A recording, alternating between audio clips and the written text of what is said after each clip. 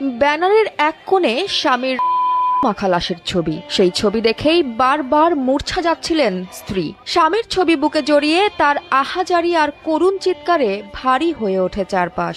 শুক্রবার চাঁদা দিতে রাজি না হওয়ায় মাছ ব্যবসায়ী বাবু শিকদারকে কুপিয়ে হত্যা করা হয়। বরিশাল নগরীর ৫ নম্বর ওয়ার্ডের পলাশপুর ৩ রাস্তার মোড়ে ঘটে এই ঘটনা। স্থানীয়দের অভিযোগ, হামলার নেতৃত্বে ছিল স্থানীয় টোকাই মধুর নেতৃত্বাধীন সন্ত্রাসী চক্র। হত্যাকাণ্ডের বিচারের দাবিতে রোববার সকালে নগরীর সদর রোডে বিক্ষোভ মিছিল ও সড়ক অবরোধ করেন স্থানীয়রা। কর্মসূচিতে নিহত বাবু শিকদারের ছবি সংবলিত ব্যানার হাতে অংশ নেন তার স্ত্রীও। এক পর্যায়ে ব্যানারে স্বামীর রক্তাক্ত ছবি দেখে কান্নায় ভেঙে পড়েন তিনি।